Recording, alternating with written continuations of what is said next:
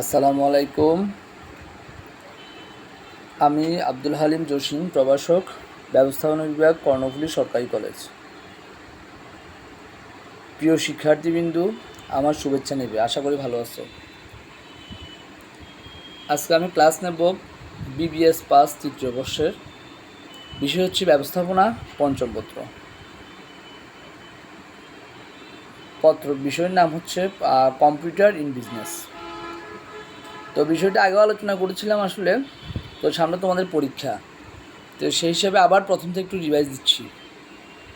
অধ্যায়গুলো প্রথম থেকে ধারাবাহিকভাবে আমি আগামী 10 বা 12টা বা 15টা ক্লাসের মধ্যে পুরা সিলেবাসটা আবার কমপ্লিট করবো, তোমরা খেয়াল রাখবা, ঠিক আছে? তা আজকে প্রথম অধ্যায় দিয়ে শুরু করছি। প্রথম অধ্যায় 1 আর ইনফরমেশন সিস্টেম, ঠিক আছে? কম্পিউটার বিজনেস অধ্যায় হচ্ছে 1 ইনফরমেশন সিস্টেম। আর আজকে আলোচ্য বিষয় হচ্ছে যে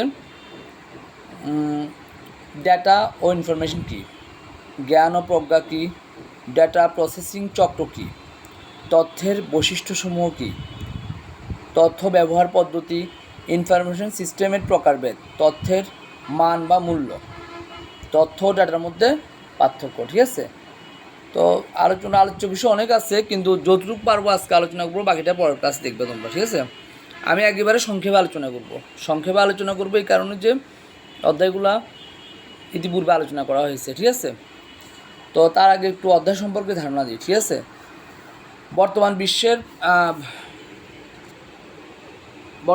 বর্তমান বিশ্বায়নের যুগে প্রতিটি মুহূর্তে পণ্যের গুণগত মান, সেবা, বিপণন ইত্যাদি নববিন্যাস ঘটছে। অর্থাৎ পণ্যের ক্রম উন্নতি হচ্ছে। পণ্য এবং পণ্যের ব্যবহার, পণ্যের উৎপাদন সব কিছুই সবসময় বিষয়গুলো মডারেট হচ্ছে, ঠিক আছে? তীব্র প্রতিযোগিতামূলক বাজারে নিজের অবস্থান সুদৃঢ় করতে বিশ্বের ব্যবসায় পরিবেশ, কৌশল, পণ্য ইত্যাদি সম্পর্কে ধারণা অর্জন করা অতীব জরুরি। অর্থাৎ শুধুমাত্র পণ্য উৎপাদন করলে হবে না, পণ্য বাজারজাতকরণের সর্বোচ্চ প্রক্রিয়া, সবগুলো বিষয় জড়িত। ইনফরমেশন সিস্টেম হচ্ছে এর কারণে যে তোমাকে যথাযথ তথ্য সংগ্রহ করতে হবে, তথ্য অনুযায়ী উৎপাদন, বাজারজাতকরণ এবং মুনাফা অর্জনের জন্য সার্বিক কর্মকাণ্ডকে অত্যন্ত আধুনিকভাবে গতিশীল করতে হবে, ঠিক আছে? তো অর্থলগ্নি প্রতিষ্ঠান, bank, financial service, insurance company ইত্যাদি তথা দ্রুত তথ্য পাওয়ার জন্যে অত্যন্ত গুরুত্বপূর্ণ। গ্রাহক সেবা নিশ্চিত ইন্টারনেটের মাধ্যমে প্রতিটি মুহূর্তে পণ্যের চাহিদা, ঘাটতি, প্রাপ্যতা ইত্যাদি বিভিন্ন ধরনের কৌশল প্রয়োগ করতে হবে। অর্থাৎ আমরা একটা সময় ছিল যখন আমরা পণ্য বাজারজাত করার জন্য আমাদের বিজ্ঞাপন দেওয়া লাগতো, প্রচার করা লাগতো, পোস্টার লাগানো লাগতো, তারপরে অনেক কিছু করা লাগতো। কিন্তু এখন একেবারে সহজ, হাতের নাগালে বসে ঘরে বসে আমরা কাজগুলো ইন্টারনেটের মাধ্যমে করতে পারতেছি, ঠিক আছে? আর ব্যবসায়ীরা নিজেদের প্রতিযোগিতা টিকে রাখার জন্যে বিভিন্ন ধরনের কৌশল প্রয়োগ করে থাকেন, ঠিক আছে? তাই ব্যবসায়ের সফলতা অর্জন করতে চাইলে ইনফরমেশন সিস্টেম সম্পর্কে তোমাকে জানতে হবে। অর্থাৎ যদি ইনফরমেশন সিস্টেম তোমার জানা না থাকে, অর্থাৎ ইনফরমেশন সিস্টেমের তথ্যগুলো সম্পর্কে যদি তুমি বিষয়টা সম্পর্কে বিস্তারিত না জানো, তাহলে তুমি তোমার ব্যবসায়িক ক্ষেত্রে সফলতা অর্জন করা তোমার জন্য কঠিন হয়ে পড়বে বর্তমান প্রতিযোগিতামূলক বাজারে, ঠিক আছে? ডেটা ও ইনফরমেশন সম্পর্কে একটু ধারণা দিই। প্রথম আলোচ্য বিষয় ডেটা ও information, concept of data and information, ঠিক আছে? আধুনিক তথ্যবিজ্ঞান ও জ্ঞান ব্যবস্থাপনা, তথ্যবিজ্ঞান ও জ্ঞান ব্যবস্থাপনা অনুসারে আমরা মানুষের মনের বিষয়বস্তুকে আমরা 4 ভাগে ভাগ করতে পারি। ডেটা বা উপাত্ত, ডেটাও বলে উপাত্ত বলে, বাংলা উপাত্ত, ইংরেজি ডাটা বলে। তথ্য, জ্ঞান ও প্রজ্ঞা, এই বিষয়গুলো অনেক গুরুত্বপূর্ণ। একজন সফল ব্যবসায়ীর জন্য এই বিষয়গুলো অত্যন্ত গুরুত্বপূর্ণ, ঠিক আছে? ডাটা বা ইনফরমেশন সাধারণত তথ্যের ক্ষুদ্রতম অংশকে ডাটা বলে। আর যদি আমরা একটু বাড়াই বলি, সুনির্দিষ্ট আউটপুট পাওয়ার জন্য প্রসেসিংয়ে ব্যবহৃত কাঁচামালকে ডাটা বা উপাত্ত বলে। ল্যাটিন শব্দ ডাটাম এর বহুবচন হলো ডাটা, যার অর্থ ফ্যাক্ট। কোনো text, image, audio, video, graphics, animation ডাটার অন্তর্ভুক্ত, অর্থাৎ কম্পিউটারের ভাষা এটা, ঠিক আছে? ডাটা এক বা একাধিক বর্ণ, চিহ্ন বা সংখ্যাবিষ্ট হতে পারে, ঠিক আছে? ডাটা সাধারণত 3 ধরনের হতে পারে। নিউমারিক ডাটা, তারপর বুলিয়ান ডাটা, নন নিউমারিক ডাটা। তোমরা যারা ইন্টারমিডিয়েট পাস করেছো, তোমাদের কম্পিউটার সায়েন্স ছিল বা আইসিটি ছিল, সেখানে তোমরা পড়ছো নিউমারিক কি। নিউমারিক বুঝতে পারতেছো, সংখ্যাবাচক শব্দগুলো সাধারণত নিউমারিক বোঝায়। আর নন নিউমারিক ডাটা হচ্ছে তোমার বর্ণ এ বি সি ডি সরিয়া এই টাইপের বর্ণগুলো, ঠিক আছে। আর বুলিয়ান হচ্ছে হ্যাঁ না যুক্তি, লজিক গেট যারা করছে তারা এমনিতে বুঝতে পারবা বিষয়গুলো, ঠিক আছে। তো আমি এগুলো সম্পর্কে তারপর একটু আলোচনা করেছি। নিউমারিক অর্থ হচ্ছে অঙ্ক, আমি একটু মতো বললাম। আবার বইয়ের ভাষায় আলোচনা করি। এক বা একাধিক অঙ্ক দিয়ে তৈরি যে সমস্ত ডাটা প্রকাশ করে তাদেরকে নিউমারিক বলে। 1 2 3 4 5 24 25 100 200 এগুলো হচ্ছে নিউমারিক। আবার নিউমারিকে আবার দুই ভাগে ভাগ করা হয়, ইন্টিজার এবং ফ্লোটিং পয়েন্ট। ইন্টিজার হচ্ছে নিউমারিক দুই ধরনের হয়। ইন্টিজার হচ্ছে তোমার পূর্ণ নিউমারিক, পূর্ণ সংখ্যা আর কি, আসলে বাংলায় বললে পূর্ণ সংখ্যা। 1 2 3 4 5 এগুলো হচ্ছে 25 100 200 এগুলো হচ্ছে তোমার ইন্টিজার, বা ইংরেজিতে বললে ইন্টিজার বলে, আর বাংলাতে পূর্ণ সংখ্যা বা পূর্ণ নিউমারিক বলে আসলে, ঠিক আছে। আর আর আর ফ্লোটিং পয়েন্ট অর্থ হচ্ছে ভগ্নাংশ, বা ভগ্নাংশ নিউমারিক বা ভগ্নাংশ সংখ্যা বলে। যেমন ধরো 1 দশমিক এত, ফ্ল্যাট বা ডবল এই ধরনের হয়, ঠিক আছে। এত দশমিক এত ইত্যাদি, বুঝতে পারতেছো। ভগ্নাংশ বললে তোমরা বুঝতে পারবা। আর বুলিয়ান হচ্ছে তোমার সাধারণত বুলিয়ান বলতে সাধারণত দুটি অবস্থাকে বোঝায়, যুক্তি ইয়েস অথবা নো, এক অথবা শূন্য, সত্য মিথ্যা, হ্যাঁ না ইত্যাদি হচ্ছে বুলিয়ান, ঠিক আছে। তারপরে এরপর নন নিউমারিক যে সকল ডাটা কোনো পরিমাণ বা সংখ্যা প্রকাশ করে না, পরিমাণ তাদেরকে নন নিউমারিক বলে। যেমন এটি নন নিউমারিক আবার তুমি 3 ধরনের, নন নিউমারিক আবার 3 ধরনের হয়ে থাকে। এটা বইতে লেখা আছে, ভালোভাবে তোমরা মুখস্থ করে ফেলবা। একটা হচ্ছে ক্যারেক্টার, অথবা আমার কথাগুলো আস্তে আস্তে বারবার রিপিট করে পড়তে পারবা। ক্যারেক্টার যে কোনো অক্ষর, প্রতীক বা চিহ্ন বা টাইপকে তোমার ক্যারেক্টার বলে। যেমন এক্স ওয়াই জেড ক খ এ বি সি ডি এগুলো হচ্ছে তোমার ক্যারেক্টার। আবার তারপর স্ট্রিং অবজেক্ট। স্ট্রিংয়ের ধারণা হলো একটু ব্যাপক, একটু বেশি, অর্থাৎ একাধিক ক্যারেক্টার সমন্বয়ে স্ট্রিং গঠিত হয়। যেমন ডি এইচ এ এগুলো হচ্ছে তোমার ক্যারেক্টার। কিন্তু ডি এইচ এ কে এ এরকম 5টা শব্দ মিলে 5টা বর্ণ মিলে তোমার একটা ক্যারেক্টার হয়। অর্থাৎ ক্যারেক্টার বলতে শব্দকে বলতে পারি আমরা, ঠিক আছে। অনেক ব্যাপক, মানে ক্যারেক্টারের ব্যাপকটা হচ্ছে স্ট্রিং বলতে আমরা শব্দকে বুঝতে পারি, ঠিক আছে। তারপর হচ্ছে অবজেক্ট আক্ষরিক অর্থ। অবজেক্ট বলতে মানে হচ্ছে যে তোমার টাইপিং সমষ্টিকে অর্থে ব্যবহৃত, অর্থাৎ সাধারণত এটি চার ধরনের হয়ে থাকে: ইমেজ, অডিও, ভিডিও, গ্রাফিক্স। এগুলোকে আমরা অবজেক্ট হিসেবে মনে করতে পারি, ঠিক আছে। তো এরপরে হচ্ছে তোমার যাই হোক ডাটা। তাহলে ডাটাকে আমরা ডাটার একটা চার্ট যদি বলি, বলতে আসতে দেখবা নিউমারিক, বুলিয়ান, নন নিউমারিক। নিউমারিক দুই ধরনের হয়, ইন্টিজারও। নিউমারিক অর্থ ইয়েটা মনে রাখবা তোমরা, বাংলাটা মনে রাখবা। আসলে বাংলাটা মনে রাখলে হয় নিউমারিক সংখ্যাবাচক শব্দ সংখ্যা, নিউমারিক হচ্ছে সংখ্যা। Integer, floating point. ইন্টিজার হচ্ছে পূর্ণ সংখ্যা, আর ফ্লোটিং পয়েন্ট হচ্ছে ভগ্নাংশ। 1 2 3 4 5 100 200 500 125 230 এগুলো হচ্ছে তোমার ইন্টিজার। আর ফ্লোটিং পয়েন্ট হচ্ছে 1.5 2.5 এগুলো 20.50 এগুলো হচ্ছে তোমার ফ্লোটিং পয়েন্ট। এরপরে হচ্ছে বুলিয়ানের মান হচ্ছে 0 অথবা 1, হ্যাঁ অথবা না। তোমার বৈদ্যুতিক সুইচে আমরা ব্যবহার করি, যারা এই আগের ক্লাসে এইচএসসিতে ইন্টারমিডিয়েটে যারা ভালো করে ইন্টারমিডিয়েট বইতে বিষয়টা আরও সম্পূর্ণ ক্লিয়ারভাবে করা আছে।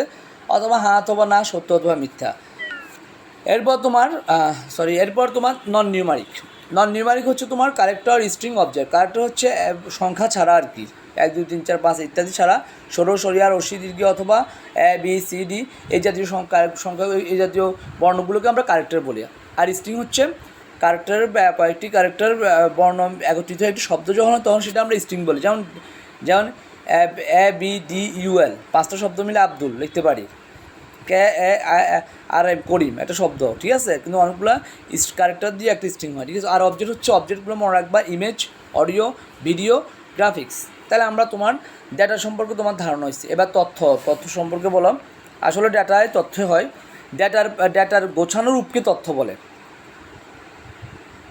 অর্থাৎ যদি বিষয়টা তুমি এইভাবে মনে করো যে ডাটা, যেমন আমি একটা ডাটা সংগ্রহ করলাম, Karnaphuli college 300, Karnaphuli college 300 HSC form fill up পরীক্ষার্থী, এরকম কতগুলো ডাটা সংগ্রহ করলাম। যদি ডাটাগুলো গোছায় আমি বলি, তাইলে বলবো যে কর্ণফুলী কলেজে এইচএসসি পরীক্ষার্থী 300 জন। এটা হচ্ছে একটা তথ্য। কিন্তু তথ্যগুলোকে আমি আগে একত্রে না সংগ্রহ করছি, আমি আলাদা আলাদাভাবে সংগ্রহ করলাম, সংগ্রহ করে ডাটাগুলোকে দিয়ে একটি তথ্য নিলাম, ঠিক আছে। এরপর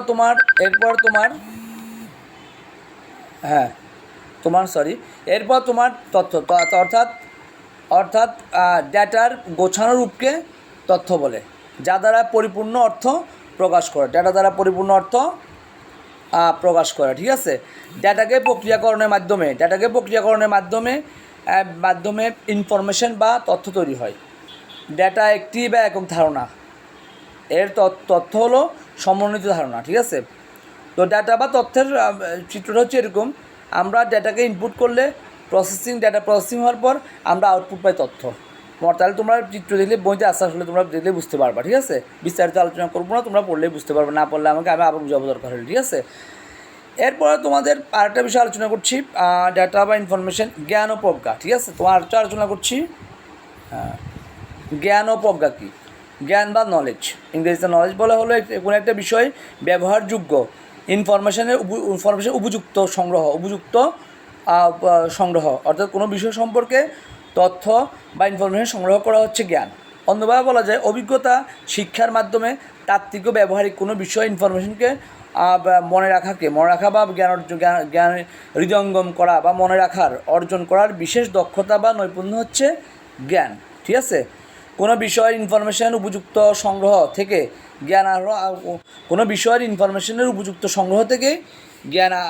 জ্ঞানকে আহরণ করতে হয়, ঠিক আছে। তাহলে আমরা বুঝতে পারলাম যে জ্ঞান সম্পর্কে ধারণা হয়েছে, ঠিক আছে। এরপর প্রজ্ঞা বলি। প্রজ্ঞা হচ্ছে তোমার জ্ঞানের যথাযথ ব্যবহার। আমরা যদি সাধারণভাবে বলি, অভিজ্ঞতার মাধ্যমে জ্ঞান বা নলেজ অর্জিত হয়ে মনে রাখাকে, এটার ব্যবহারকে প্রজ্ঞা বলি। প্রজ্ঞা হলো নলেজ বা পিরামিডের সর্বোচ্চ স্তর। সঠিক কাজটি করতে জ্ঞানের বিষয়টি হলো প্রজ্ঞা। অর্থাৎ তোমার জ্ঞান আছে, কিন্তু তুমি পরীক্ষা সব প্রশ্ন পারো, কিন্তু তোমার প্রজ্ঞার অভাবে তুমি সব প্রশ্ন পারো, কিন্তু তুমি সব প্রশ্নের উত্তর লিখতে পারো নাই, কারণ তোমার দূরদর্শিতার অভাব ছিল, তোমার কোনো একটা ঘাটতি ছিল, অর্থাৎ প্রজ্ঞা ছিল না, অর্থাৎ আগে তুমি প্র্যাকটিস করো নাই। বুঝতে পারছি। তাইলে প্রজ্ঞা হচ্ছে তোমার জ্ঞানের যথাযথ ব্যবহার হচ্ছে তোমার প্রজ্ঞা, ঠিক আছে। এরপর প্রশ্ন হচ্ছে ডেটা প্রসেসিং চক্র কী। ডেটা প্রসেসিং চক্র কী? ডেটা প্রসেসিং চক্র হচ্ছে কোনো আউটপুট বা ফলাফল এর ডেটা প্রসেসিং কিংবা অন্য কোনো সিস্টেমে ইনপুট হিসেবে ব্যবহৃত হয়। ডেটা তো বুঝতে পারতেছো, তোমাদেরকে বললাম যে ডেটা বা উপাত্ত থেকে ইনপুট করলে এটা প্রসেসিং হয়, প্রসেসিংয়ের পরে আউটপুট হচ্ছে তথ্য বা ইনফরমেশন, ঠিক আছে। তাহলে ডাটা প্রসেসিং হচ্ছে কোনটা? Input, processing, output. এটি হচ্ছে আর ডাটা প্রসেসিং চক্র। ইনপুট করতে হবে, ডাটাকে ইনপুট করতে হবে, আবার এই ডাটায় প্রসেসিং করা যায়। সাধারণত আগের পুরাতন ভাষায় বলে কম্পিউটার প্রসেসর, বা তোমার মোবাইল বলো, কম্পিউটার বলো, প্রসেসিং যে যন্ত্র থাকে প্রসেস করার পর আউটপুট হচ্ছে তথ্য, ঠিক আছে। আর ডাটা সংগ্রহ করে আউটপুট সংগ্রহ করে প্রসেসিংয়ের মাধ্যমে আমরা তথ্য বা ইনফরমেশন পেতে পারি, ঠিক আছে। এরপর প্রশ্ন বলবো তথ্যের বৈশিষ্ট্য। তথ্যের কতগুলো বৈশিষ্ট্য থাকে, ঠিক আছে। ইনফরমেশন তথ্য বৈশিষ্ট্য, এটা নির্ভুলতা, সহজবোধ্যতা। ইনফরমেশন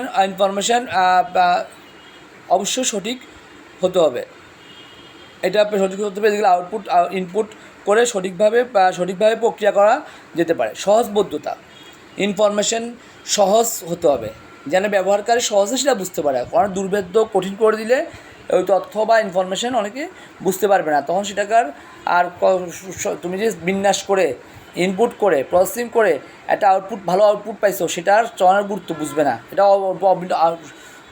তোমার অর্থাৎ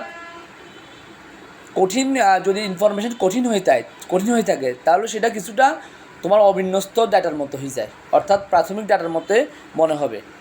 সংক্ষিপ্ত হতে হবে, যাতে বুঝতে পারে পরিপূর্ণতা, প্রাসঙ্গিকতা এবং ডাটার রেঞ্জ এবং এটার নিরাপত্তা, ঠিক আছে। তো আমি এই বিষয়টা পরে আলোচনা করব কালকে, বা ধারাবাহিকভাবে আমি 10টা বা 12টা বা 15টা ক্লাস নেবো এই পুরা তৃতীয় বর্ষের ছাত্রদের জন্য, তোমাদের জন্যে। তোমরা খেয়াল রাখবা এটা এই কারণে যে তোমাদের পরীক্ষার সামনে ফর্ম ফিল আপের আপনার নোটিশ হয়ে গেছে ফর্ম ফিল আপের। সাবধানে থাকবা তোমরা, ঘর থেকে একেবারেই প্রয়োজন না হলে বের হবা না, নিজে পড়বা, টেক্সট বইয়ের উপর গুরুত্ব দিবা, ক্লাস করবা। করোনা প্রথমবারের চেয়ে প্রথম ধাক্কার চেয়ে এবার বেশি মহামারী আকারে দেখা দিচ্ছে। তো নিজেও ভালো থাকবা, সমাজকেও ভালো রাখবা, ঠিক আছে? সরকারি বিধিনিষেধ মেনে চলবা। সবাইকে ধন্যবাদ। আসসালামু আলাইকুম।